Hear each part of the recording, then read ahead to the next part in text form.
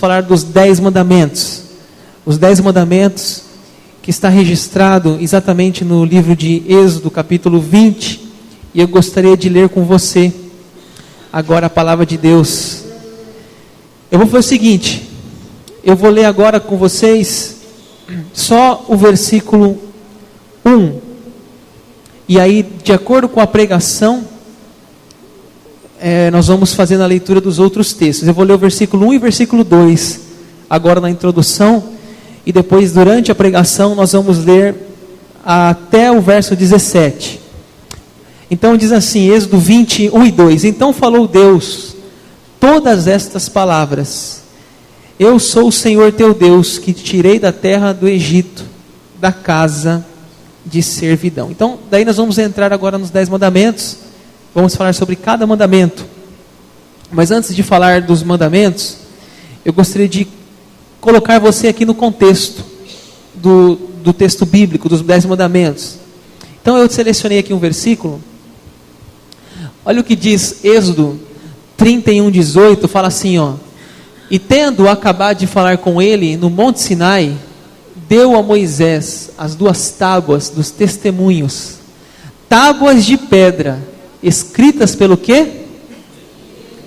Pelo dedo de Deus. Irmãos, será que não é importante a gente estudar os 10 mandamentos?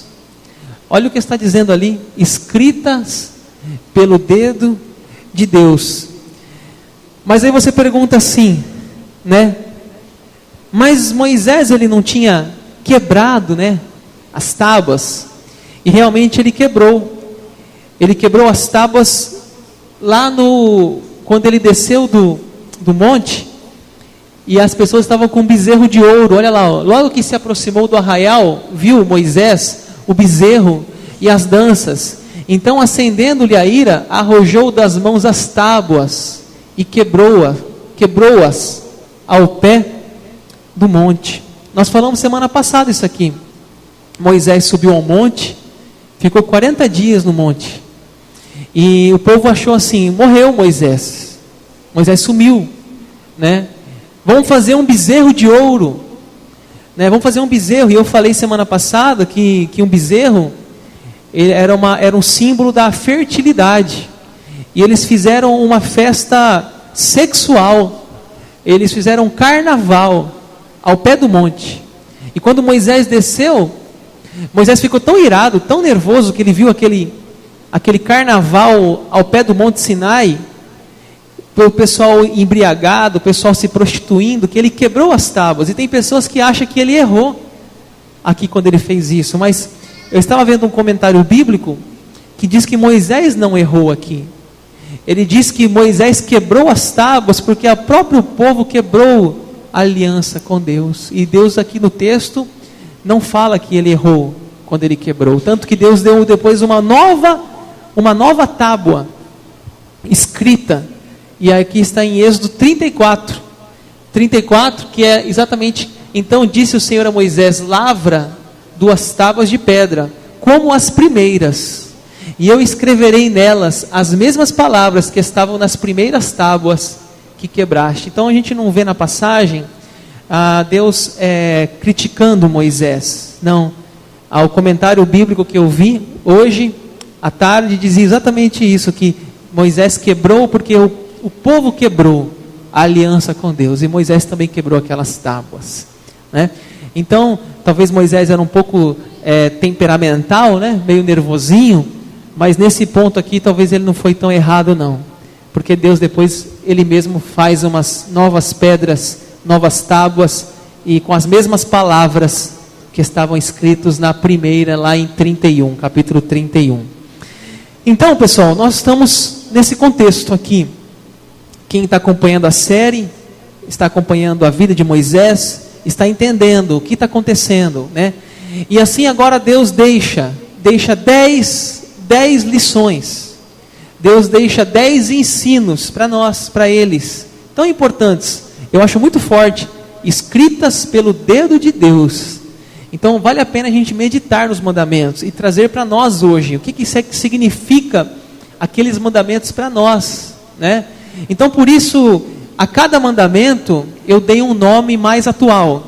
eu dei um resumo, uma frase para você entender hoje o que podemos aplicar em nossa vida aqueles mandamentos. Então vamos lá no primeiro mandamento, está lá em Êxodo capítulo 20, o versículo 3. Podemos ler juntos o versículo 3, vamos lá?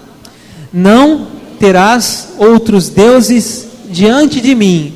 Aí eu dei o título lá, olha, não ponha nada no lugar de Deus, né? Não ponha nada no lugar de Deus. Não terás outros deuses diante de mim. O que eu quero falar com vocês aqui?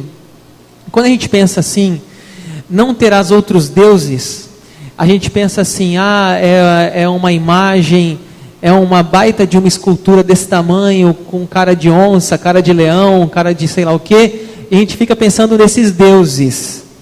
Mas a gente tem que entender nesse ponto aqui, que hoje nós não estamos servindo somente esses deuses de prata, de bronze, de madeira. Existem outros deuses. Quando ele fala que não terás outros deuses diante de mim, o que ele está falando aqui é que ele tem ciúmes. Não pode colocar nenhum ser humano no lugar de Deus, né?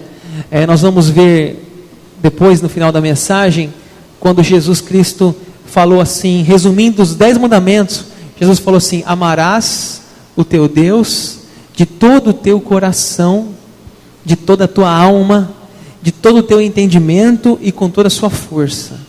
Então está aqui, é bem ligado com esse mandamento. Não ponha nada no lugar de Deus. E irmãs, é certo que a gente põe muita coisa no lugar de Deus. Por exemplo, a gente às vezes põe uma série no lugar de Deus.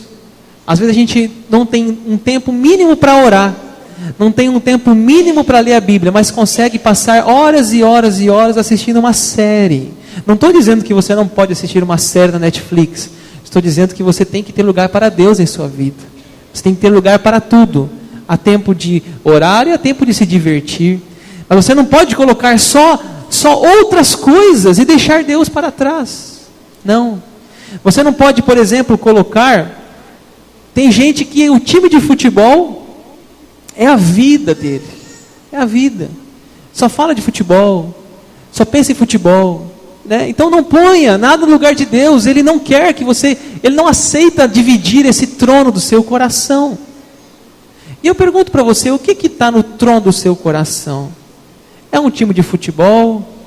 É uma série? O que você vive por isso? Só por isso? Por exemplo, tem gente que, essa galera hoje acompanha muito os youtubers, né? É interessante, antigamente se falava assim, quem que é a pessoa que você mais admira? Antigamente a gente ouvia algum ator da Globo, né? Hoje não. Hoje a turma fala nomes que a gente nem sabe quem que é. Essa galera está no YouTube, essa galera está assistindo youtubers aí. E essa turma influencia. E essa turma influencia tanta coisa, o jeito de vestir, o jeito de um relógio, um sapato, um tênis, uma roupa, ou seja, a pessoa, aquilo ali é um Deus dela, é um Deus. Então, olha, cada um de nós tem que pensar aqui, o que é o nosso Deus, letra minúscula? O que é o nosso Deus? A sua esposa é o seu Deus, seu esposo? Ela está no lugar de Deus na sua vida? Se Deus tirar um filho, uma filha, um esposo, uma esposa, você morre junto, porque ela é um Deus da sua vida, ela ocupa o primeiro lugar na sua vida, que Deus não divide esse lugar com ninguém, Ele não divide. Deus não aceita que você coloque, por exemplo, tem pessoas que são viciadas em um cigarro, aquilo é o ídolo dela, a vida dela é aquele cigarro, tirar aquele cigarro dela, morre. Então nós não estamos falando aqui, gente, de uma estátua. Não estamos falando aqui de um Deus, estamos falando aqui das vezes do que a gente põe antes de Deus em nossa vida. Daquilo que a gente dedica o nosso tempo, daquilo que a gente dedica nosso esforço, nossa energia, dinheiro, trabalho, correria. E muitas vezes Deus dizendo, ei, e eu? Você não vai olhar para mim? Você não tem um tempinho para conversar comigo? Você não tem um tempinho para ler a minha palavra? Não, é só dinheiro, trabalho, família, youtuber, cigarro, sei lá. Então esse mandamento aqui não está muito longe da gente não, viu?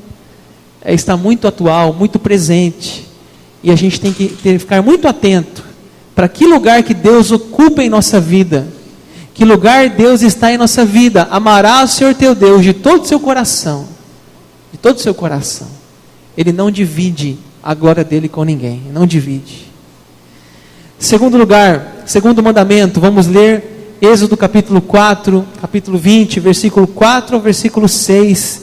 Se você quiser ler comigo, vamos juntos. Diz assim: não farás para ti imagem de escultura, nem semelhança alguma do que há em cima nos céus, nem embaixo na terra, nem nas águas debaixo da terra. Não as adorarás, nem lhe darás culto, porque eu sou o Senhor teu Deus, Deus zeloso, que visita a iniquidade dos pais nos filhos até a 3ª e 4ª geração daqueles que me aborrecem, e faço misericórdia até 1000 gerações daqueles que me amam e guardam os meus mandamentos. Vamos ler o título que eu dei para o segundo mandamento, vamos lá? Aprenda a lidar com Deus invisível. Você acha que é fácil lidar com Deus invisível? Não é. O nosso relacionamento com Deus é pela fé. Vamos lembrar da história de Moisés. O que eles fizeram? Fizeram um bezerro de ouro. Porque aquele bezerro, eles poderiam ver. Aquele bezerro, eles poderiam apalpar. Eles poderiam sentir. Mas a Bíblia diz que Deus é espírito. E não tem como vê-lo. Não tem como pegá-lo. E Deus quer que nós tenhamos um relacionamento com Ele pela fé. E não físico, não material. Gente, aqui nós podemos falar de tanta coisa, tanto assunto. Por exemplo, na igreja evangélica hoje, infelizmente, tem igrejas evangélicas dando para o povo toalhinha, lençol, travesseiro, água benta, sal grosso. Por quê? Porque as pessoas têm que ver. Mas a Bíblia diz que Deus é espírito, e importa que os seus adoradores o adorem em espírito e em verdade. Por que a gente tem que ter amuleto? É triste, muito triste.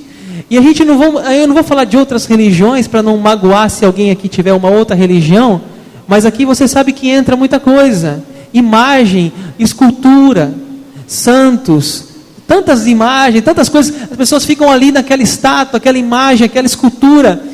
E aqui fala muito claro: não as adorarás, não lhe dará culto, não se prostre diante dela, não peça nada para ela. E se você tem dúvida do que eu estou falando, eu vou te mostrar o Salmo 115. Aí você vai tirar as suas dúvidas. A letra está bem pequena, eu vou ler para você acompanhar. Não a nós, Senhor, nenhuma glória para nós, mas ao teu nome, por teu amor e por tua fidelidade. Porque perguntam as nações: onde está o Deus deles? O nosso Deus está no céu e pode fazer tudo o que lhe agrada. Os ídolos deles de prata e ouro são feitos por mãos humanas. Olha isso, gente, verso 5, Salmo 115. Tem boca, mas não falam, não podem falar. Olhos, mas não podem ver. Tem ouvidos, mas não podem ouvir. Nariz, mas não podem sentir cheiro. Tem mãos, mas nada podem apalpar. Pés, mas não podem andar. Não emitem som algum com a garganta. Tornam-se como eles aqueles que os fazem e todos os que nele confiam. Eu poderia ler todo o Salmo com você. Então assim, pessoal, não estou nada pessoal não. É Bíblia. É Bíblia. É Bíblia. Não dá para fazer imagem. Não dá para esculpir. E você vai ver a Bíblia, gente, de Gênesis a Apocalipse. Profetas, Isaías, Jeremias, condenando idolatria, condenando imagem, condenando o povo se apegando com madeira, fazendo objetos de adoração, o próprio bezerro de ouro. Gente, onde nós estamos com a cabeça de adorar uma imagem, de adorar uma estátua, de fazer uma escultura, de adorar essa imagem, de prestar um culto? Aonde, gente? Aonde? É triste ver em nosso país, Brasil, um país tão idólatra, um país com tantas imagens e esculturas. É triste, porque é muito claro esse mandamento, é muito claro que a gente possa com sabedoria, devagar, ir mostrando para as pessoas que elas não precisam dessas imagens, que elas não precisam de nada, que elas têm que aprender a lidar com um Deus invisível. Invisível, é pela fé, gente, é pela fé. Não precisa ter nenhum amuleto, nada que te apegue a Deus, não, é pela fé, pela fé. Vamos para frente. O terceiro mandamento: o versículo 7, você pode ler aí comigo, vamos lá? Não tomarás o nome do Senhor teu Deus em vão, porque o Senhor não terá por inocente o que tomar o seu nome em vão. Eu coloquei o título ali, faça valer a sua palavra. Mas a gente pode também aqui pensar nessa questão de usar o nome de Deus em vão. Como que a gente usa o nome de Deus em vão? Vou dar uns exemplos aqui. Aquele pai fala assim: filho, essa semana eu vou levar você no shopping. E aí chega no domingo, o filho fala: pai, hoje é o dia. O pai não vai poder. Semana que vem o pai fala: filho, essa semana a gente vai. O filho fala: pai, mas você já prometeu e não cumpriu. Não, mas agora eu juro por Deus. Alguém já disse, quando a gente tem que jurar por Deus é porque a coisa está feia mesmo, que a gente não está cumprindo a nossa palavra. O que tem a ver Deus nessa história? Se você não dá conta de honrar os seus compromissos. Então, a gente faz isso. A gente toma o nome de Deus em vão. Por exemplo, há muitas pessoas que tomam o nome de Deus em vão, em movimentos, vamos dizer assim, movimentos exagerados, emotivos, espirituais, onde a pessoa chega assim e fala assim: Deus me disse isso. Deus me disse aquilo. Deus me falou isso. Será que falou mesmo? Ou é sua carne que está falando? Uma vez diz que a pessoa estava numa festa de aniversário e falou assim: para tudo, tem uma profecia aqui. Aí falou assim: Deus está me dizendo que a pessoa que está fazendo aniversário vai casar com a ciclana. E tem mais, é pique. Falou isso no meio do aniversário, né? E tem mais, é pique, é hora, ratimbum, né? Parabéns para você, faltou com quem será no final da música, né? Então, gente, sabe, será que é Deus mesmo? Olha, eu sou pastor já há alguns anos. Se eu não me engano, eu tenho 12 anos de ministério pastoral. Se eu falar para você que foi pouquíssimas vezes, talvez dá para contar nos dedos, 1 ou 2 vezes, que eu senti clara direção de Deus para uma pessoa, para falar para aquela pessoa alguma coisa. Eu tremo em usar o nome de Deus e ser a minha carne que está falando e não o meu espírito, não o Espírito Santo. Tenho muito medo disso, dessas coisas de, vai acontecer isso, aqui na igreja tem alguém que vai ganhar uma promoção. É claro, gente, olha o tanto de gente tem aqui. Essa semana alguém vai conseguir um emprego. Será que isso é tão comum? É muito normal. Então, assim, as pessoas brincam muito com o nome de Deus e vão prestar contas com Deus. Não podemos falar o que Deus não falou. Está aqui na palavra. Nós podemos expor a palavra de Deus. Isso a gente pode fazer. Mas chegar para alguém e falar: Deus me disse da tua vida. Espero que Ele tenha dito mesmo.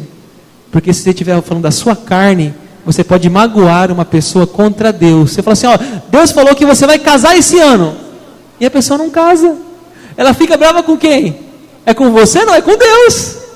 Mas Deus não disse nada. Quem disse foi tua carne, foi as tuas emoções. Muito sério esse assunto. Muito sério. Então, não tomarás o nome do Senhor teu Deus em vão. Em vão. Olha, já viu aquele ladrão? O ladrão faz um roubo. Casa de papel, né? O cara faz um roubo e fala assim: graças a Deus, não aconteceu nada comigo, né? Graças a Deus, tudo está bem, né? O cara sai correndo pura cerca elétrica e cai em cima da casa e fica vivo e fala assim: graças a Deus estou vivo. O cara estava roubando uma casa, né? E aí? Não é tomar o nome de Deus em vão? Né? Então a gente tem que pensar nessas coisas. Os políticos, né? A época, esse ano é ano político, né? Ano eleitoral, a turma visita as casas, fala assim: não, Deus te abençoe. Interessante que se um político me vê na rua, ele fala: paz do Senhor, pastor, né? Os caras são assim, dessa forma, né? Paz do Senhor, eles cumprimentam com a paz do Senhor, não tem nem religião, né? Então, assim, muitas formas de tomar o nome de Deus em vão. Temos que ficar bem atentos. E essa questão de faça valer a sua palavra, vamos ler lá Mateus 5:37, vamos lá? Seja o seu sim, sim, e o seu não, não, e o que passar disso vem do maligno. Então Jesus já falou sobre isso aqui lá no Sermão do Monte, né? A gente tem que ser verdadeiro, né? Assumir o que nós fizemos, o que não fizemos, parar de mentiras, parar de meias verdades.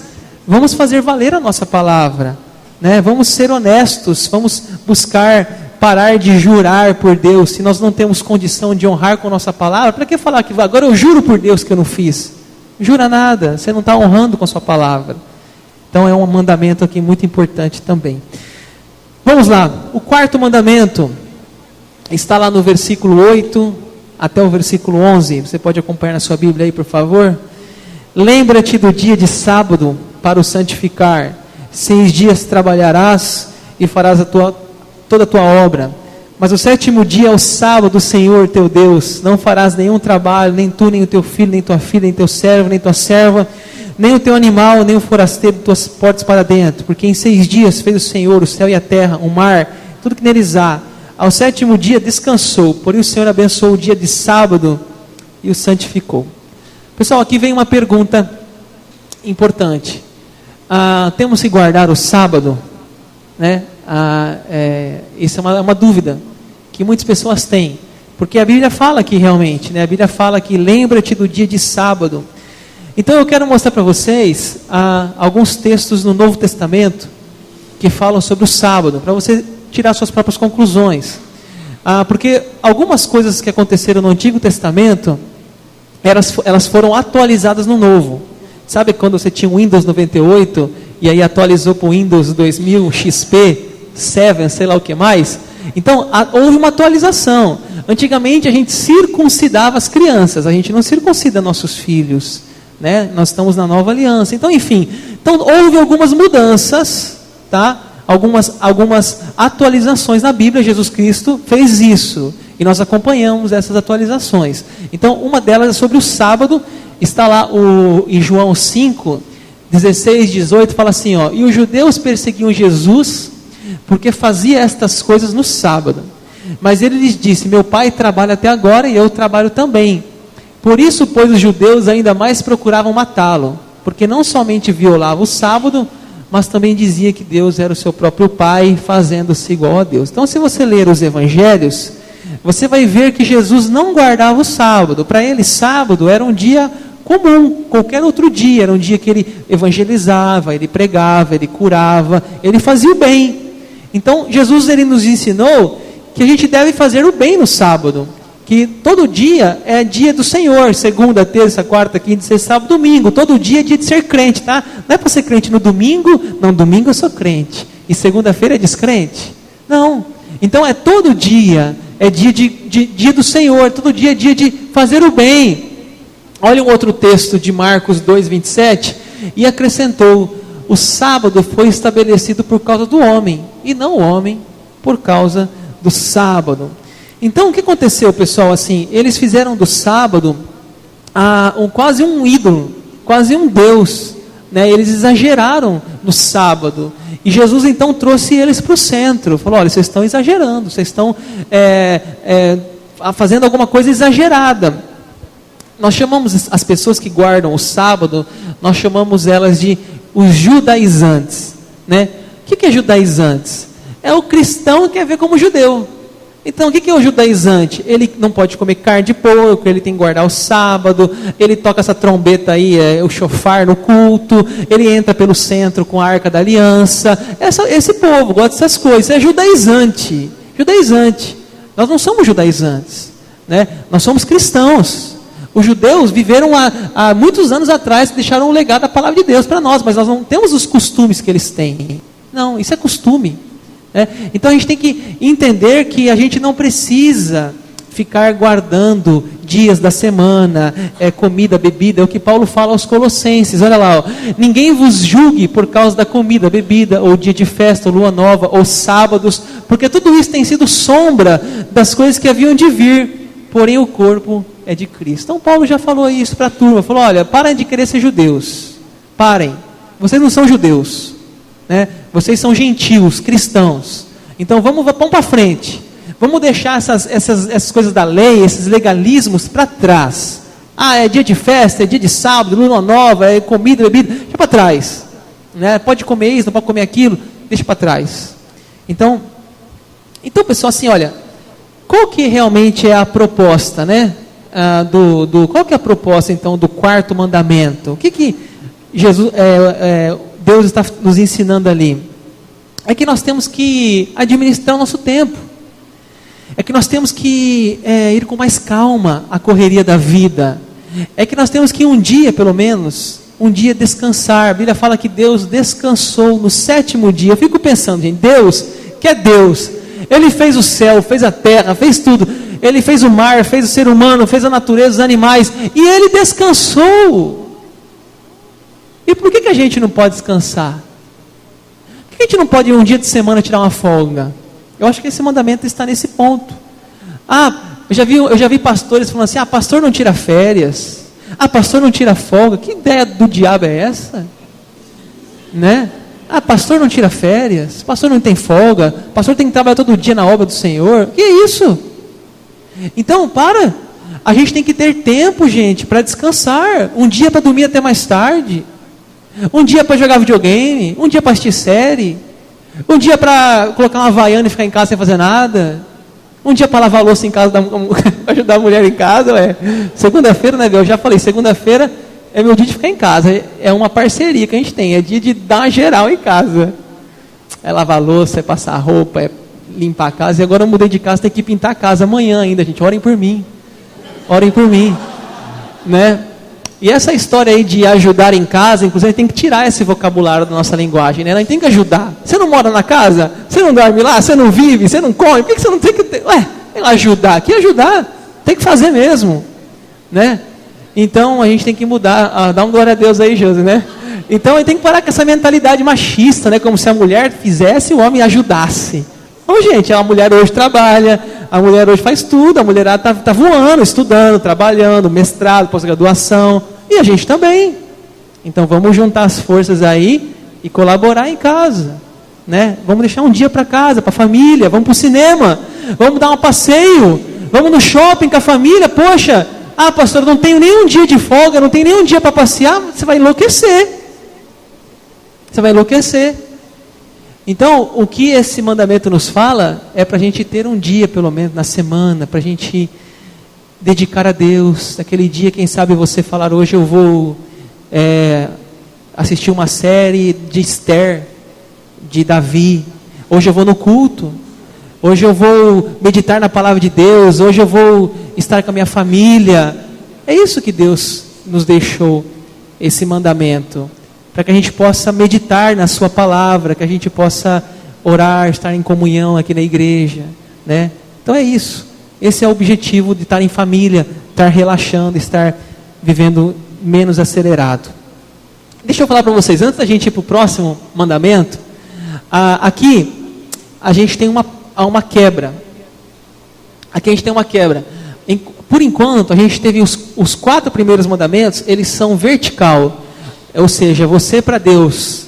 Mas a partir do 5º mandamento, agora são mandamentos horizontais. Ou seja, você para o seu irmão, vizinho, para o próximo. Então, os 4 primeiros mandamentos é você para Deus. E os 6 próximos mandamentos é você com o outro, tá? Então vamos lá, 5º mandamento, versículo 12. Vamos lá? Vamos ler juntos, versículo 12. Honra teu pai e tua mãe, para que se prolonguem os teus dias na terra que o Senhor teu Deus te dá. O que eu escrevi lá? Seja um filho exemplar. Honra teu pai e tua mãe. Ontem eu fiz um casamento religioso, um casal aqui da igreja. E eu fiz questão de valorizar os pais. Chamei os pais do noivo, os pais da noiva, chamei à frente, pedi que eles dessem palavras de bênção, de paz, de saúde, pedir que eles abençoassem aquele casal. Olha, gente, como é importante a bênção dos nossos pais. Honra o teu pai e a tua mãe. E aqui fala, para que se prolonguem os teus dias. Você quer ter vida longa? Honra teu pai e a tua mãe. As cadeias estão cheias de filhos desobedientes, rebeldes. Os hospitais estão cheios de filhos desobedientes, rebeldes. As penitenciárias, os presídios estão cheios de filhos desobedientes e rebeldes. É certo que se você quiser ter uma vida longa, se você quiser viver bastante, se você quiser viver lá com o Billy Graham, né? Falamos do Billy Graham hoje de manhã, morreu com quase 100 anos, 99 anos. Se você quiser viver bastante tempo, honra o teu pai e a tua mãe. É uma promessa da Bíblia, é uma promessa. E olha, a falta de respeito com os pais tem afetado toda a sociedade. Porque se não respeita um pai, não se respeita um professor, não se respeita um policial, não se respeita um líder na igreja, não se respeita. Nós vemos uma crise hoje, porque os filhos não respeitam os próprios pais. Imagine as outras pessoas que exercem liderança no dia a dia da sua criança. Então é uma crise que nós vemos hoje. Inclusive, quero aproveitar esse tema e fazer um convite para os pais da igreja e as mães. Nós vamos começar um estudo na escola dominical. A escola dominical ela funciona domingo às 9 horas da manhã. Eu vou avisar quando começar. Possivelmente vai ser mais na segunda quinzena de junho. E nós vamos falar sobre educação de filhos. Nós temos algumas psicólogos na igreja. E nós vamos falar sobre filhos. Nós temos tido dificuldade aqui no Ministério Infantil com as crianças. Uma criança, certa vez aqui, ela deu um problema aqui na sala de aula. A professora falou assim: eu vou chamar seu pai. Ela falou assim: você não sabe que é meu pai? Dentro da igreja. A criança falou assim: professora, você não sabe que é meu pai? Você não sabe que é minha mãe? Esnobando a professora. Dentro da igreja. Você imagina aí fora como está a coisa. Então esse assunto é urgente. E eu queria que vocês dedicassem. Eu vou fazer uma série de 4 ou 5 palestras. Não eu, uma equipe de psicólogos da igreja. Vamos fazer uma série de palestras sobre educação de filhos. Então, que você tiver filho, venha participar. É gratuito, gente. Só vir aqui 9 horas e participar. Não tem custo nenhum. Então, eu vou avisar mais para frente. Mas já pense sobre isso. Pense sobre isso. Eu acho que é urgente o assunto. Vamos lá. 6º mandamento. Vamos ler o versículo 13. É bem grande, né? Vamos lá? Não matarás. Não matarás. Eu acho que aqui, né, possivelmente ninguém tem esse costume, né, de matar alguém. Mas Jesus Cristo, quando falou isso, ele acrescentou. Ele falou assim: aquele que fizer um insulto, aquele que Jesus falou assim: aquele que sem motivo preferir um insulto contra o seu irmão, está sujeito a julgamento, né? Ele avançou: não matarás, com a questão das brigas, das palavras, dos desentendimentos. Então a gente precisa entender isso, que a gente não se mata só com uma arma, com uma faca, a gente mata com a boca. A gente mata quando a gente denigre a imagem da pessoa, quando a gente humilha, quando a gente expõe aquela pessoa publicamente, sem necessidade. Então, matar com a boca, a gente tem que pensar para nós hoje, né? A preservação da vida, nós devemos pensar que cuidar com as nossas palavras. E eu aqui também lembro do suicídio, tá? Suicídio, por mais que seja um tema tão pesado, tão difícil, mas é um tema também muito atual. E quando a gente fala assim, não matarás, está relacionado com a nossa própria vida também. Tirar a nossa própria vida, né? A gente não tem o direito de tirar a nossa própria vida. Isso é matar. O mandamento fala: não matarás. Por mais louco que você tiver, por mais revoltado que você tiver, por mais sem juízo que você estiver naquele dia, não tire a sua vida. Pode saber que vai passar essa crise. Amanhã vai ser melhor. Então não desespere, porque na realidade quem se suicida, pessoal, ela não está procurando, ela está procurando o alívio da sua dor. Então o suicídio na realidade, ele não quer morrer, ele quer tirar o sofrimento dele. E ele acha que se matando vai acabar o sofrimento. Mas a gente tem que saber que quando a gente se mata, a gente deixa um rastro de muito sofrimento. Imagine um pai e uma mãe de um suicida dizer assim: cadê seu filho? Ele morreu. Morreu de quê? Ele suicidou. Difícil.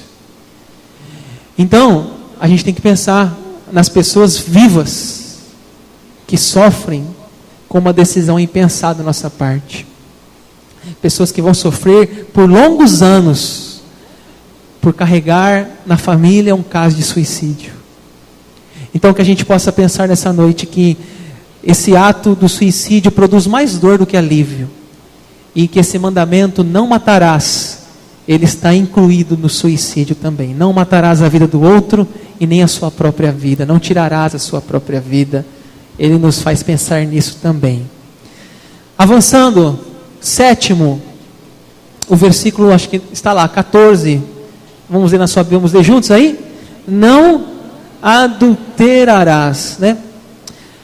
Olha, vamos falar de um tema aqui bem atual, combustível, né? O que é um combustível adulterado? É quando você põe um combustível no seu carro e aquele carro começa a falhar. É quando você mistura gasolina com álcool. É quando você mistura gasolina com água, e aí começa a falhar. É quando alguém quer ganhar no seu bolso e junto com o combustível manda água. Isso é combustível adulterado. Você está pagando aquele valor de 4 ou 5 reais em uma coisa que é água. E assim, isso chama combustível adulterado. O que é adultério? Exatamente isso, misturar coisas que não eram para ser misturadas.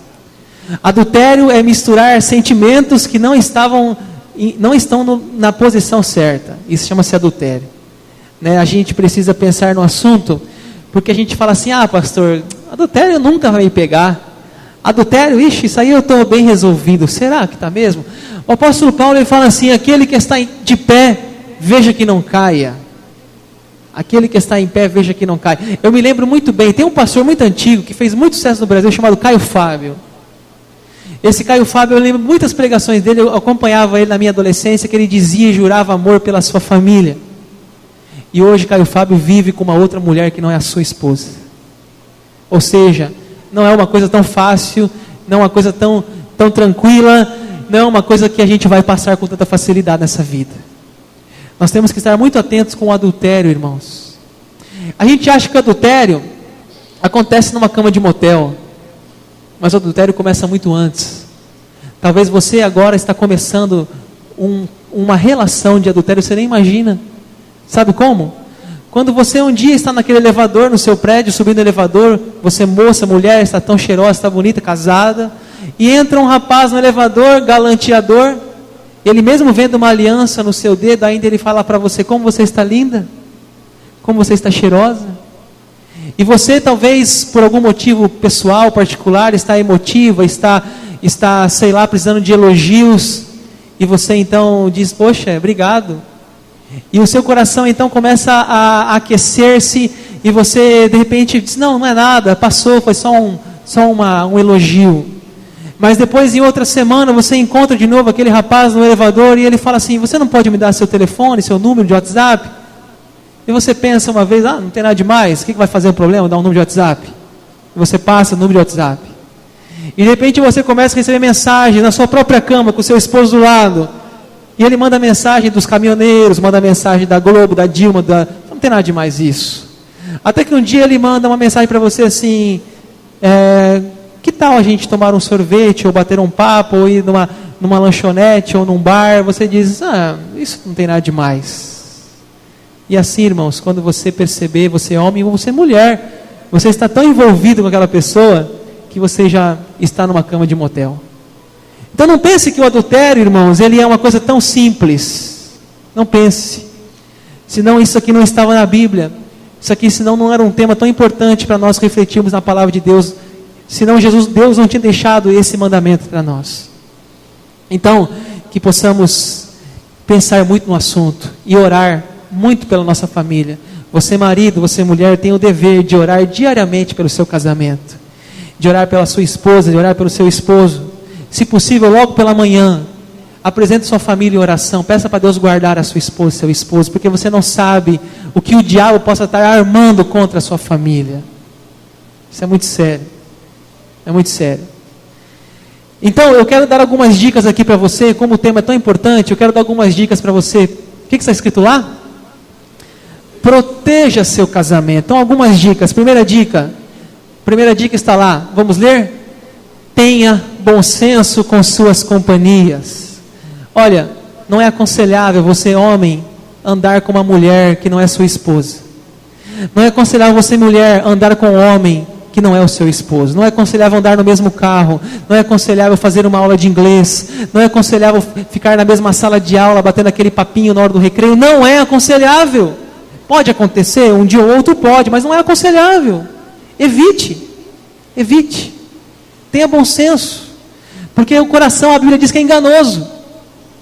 Às vezes, uma simples carona, às vezes uma simples aula de inglês, às vezes um simples intervalo na faculdade, é a chama que faltava para você se entregar ao amor doentio. Isso é muito sério.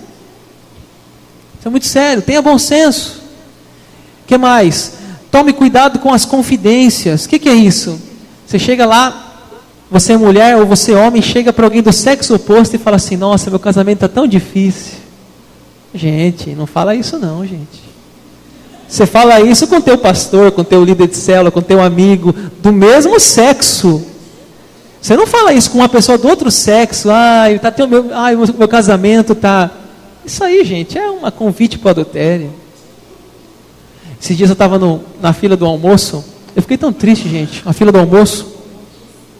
E na minha frente, na fila do almoço, para servir no self-service, um rapaz galanteando uma moça. E eu ouvi a conversa inteira, naquela fila. E os dois ali, o cara dizia assim: eu não vi a sua aliança nas suas mãos, o cara falou. Aí ela falou assim: eu não sou casada, sou solteira.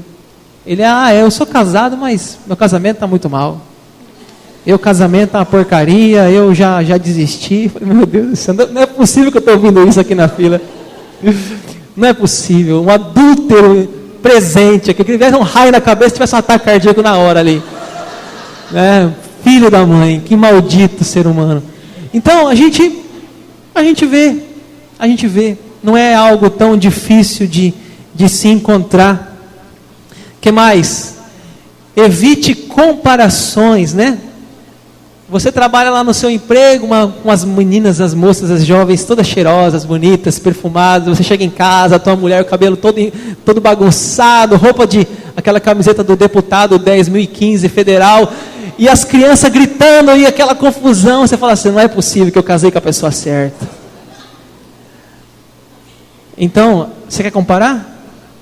Você acha que essa moça do seu serviço, que está toda bonitinha, toda perfumada, você acha que ela é assim 24 horas? Se você tivesse um filho com ela não estaria na mesma condição que tua mulher está hoje? Então, gente, evite comparações. E por último, vamos ler lá? Assuma suas responsabilidades. Você já viu esse tiozinho que é ser adolescente, gente? Pitbull na coleira, camisa regata, andando na rua com cachorrão assim. Os caras 40, 50 anos de idade, pô. Não, que agora eu tenho que curtir minha vida. Gente, que história é essa? Quer ser adolescente? Já foi adolescência, gente. Já passou. Você é um adulto. Você é casado. Põe uma roupa de homem aí nesse corpo. Né? Então, para com isso. Né? Então, a gente precisa entender que, mas pastor, eu preciso renascer. Eu preciso me sentir jovem. E aí você precisa sair cantar nas meninas na rua? Então vamos assumir a nossa responsabilidade de casados. Somos casados, né? Então são dicas aí pra gente. E a última, acho que faltou uma ali, né? Tá lá, a última, vamos lá?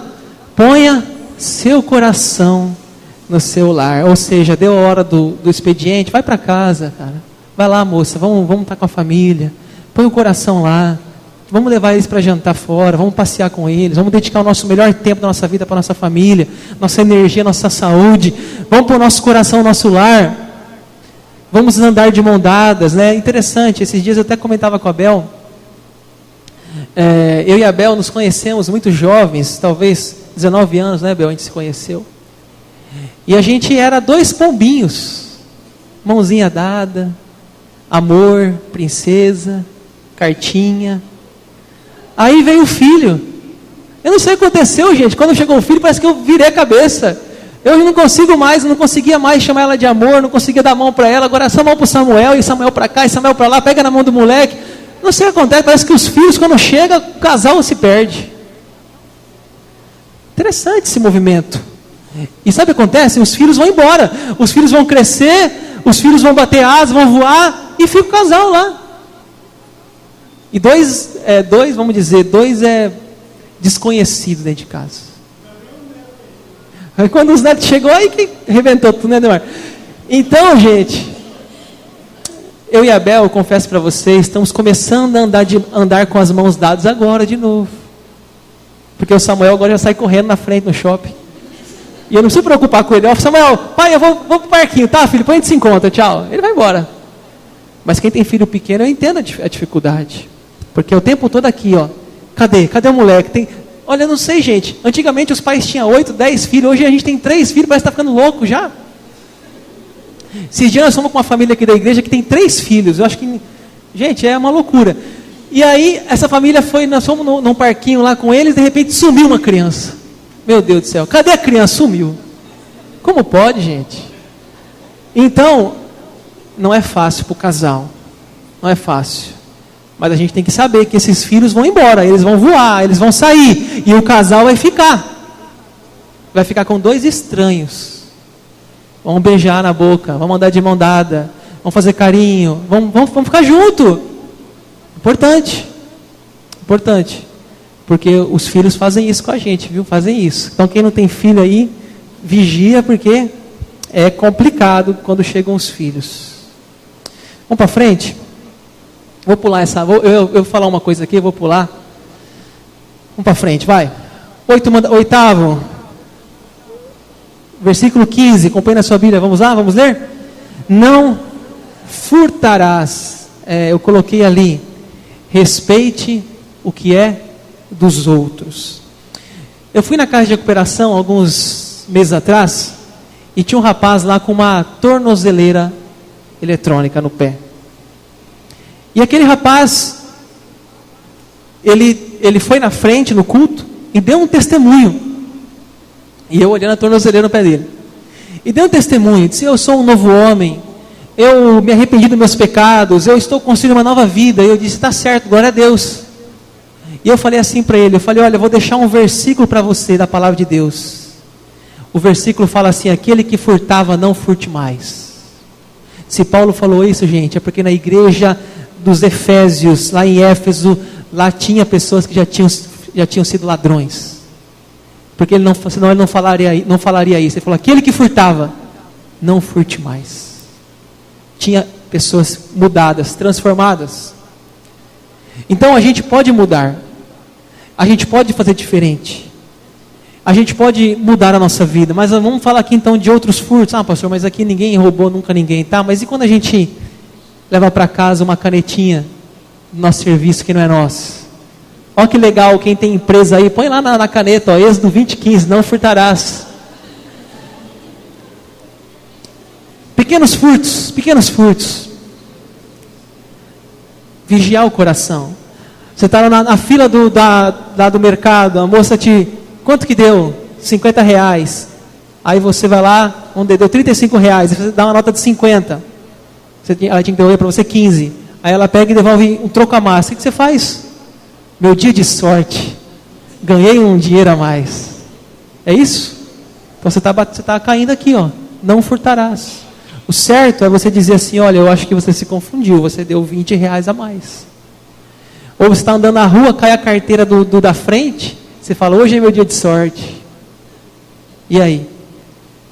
Vamos devolver a carteira. Ô, fulano, você deixou aqui a carteira. Ou o celular, aqui na igreja mesmo, quantas vezes o celular fica aqui na igreja nos bancos? Imagine se uma pessoa é roubada aqui na igreja, um celular, que vergonha para os cristãos. Não é verdade? Então a gente tem que pensar, não está muito longe da gente essas questões aqui.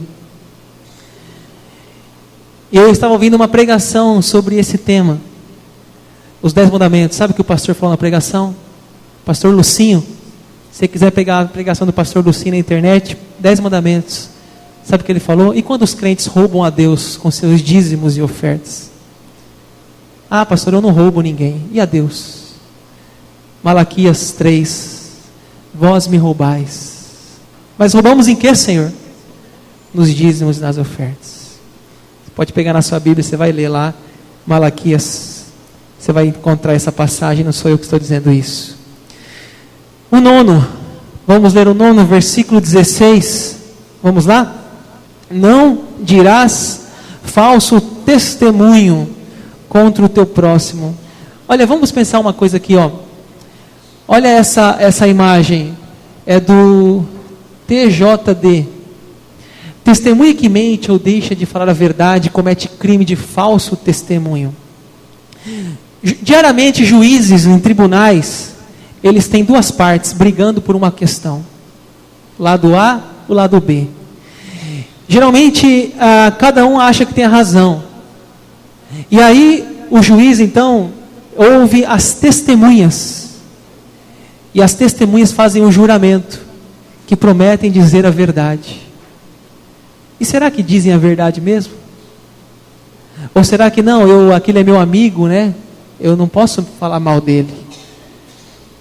Eu vou em algumas, já fui em algumas audiências, coisas de homicídio, gente. O cara matou, o cara fez, o cara já foi provado, mas ele nega até a morte, e as testemunhas ainda dizem que ele não fez, a família, os amigos. É muito triste, é muito triste. Então, imagine Moisés, tantos problemas que ele tinha, Moisés, tantas pessoas vindo reivindicar, e se cada um, como diz aqui, fizesse um falso testemunho, como saber o que é certo e o que é errado? Então, fale sempre o que é bom e é verdadeiro, mesmo que isso custe um preço para você, mas seja honesto. Isso é uma grande virtude, é o seu caráter, isso o dinheiro não compra. E último, para a gente encerrar, vamos ler o verso 17, para finalizar. Não cobiçarás a casa do teu próximo, não cobiçarás a mulher do teu próximo, nem o seu servo, nem a sua serva, nem o seu boi, nem o seu jumento, nem coisa alguma que pertença ao teu próximo. O tema que eu dei ali é: seja grato pelo que você tem. Pare de cobiçar.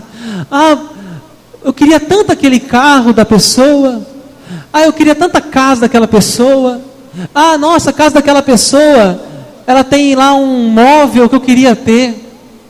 Aquele fulano, ciclano, ele tem tanta coisa que eu queria ter. Para de cobiçar. Seja grato. Sabe quando você tem uma ilustração? Falamos esses dias na célula. Tem uma pessoa numa cadeira de roda, olhando para uma pessoa que está andando de bicicleta. Aí a pessoa que está andando de bicicleta está olhando uma pessoa que está dentro do busão, do ônibus, falando: nossa, quem está naquele ônibus? Aí o que está dentro do ônibus está olhando para um carro que passa do lado e fala: puxa, eu queria estar naquele carro. Aí o que está no carro olha para um Porsche, uma Ferrari, um conversível que passa do outro lado e fala: puxa, um dia eu vou ter um carro desse. E o que está lá no Porsche, ele está olhando para o céu num helicóptero, assim: um dia eu chego naquele helicóptero. Ou seja, irmãos, a gente nunca se satisfaz, nunca está bom, nunca tem limite, sabe? Por mais que a gente tenha, Deus está abençoando, a gente está prosperando, mesmo que devagar, mas estamos, graças a Deus por isso.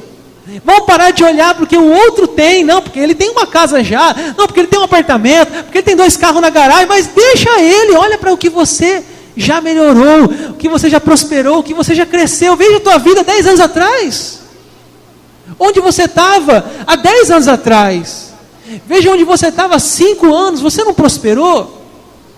Graças a Deus por isso.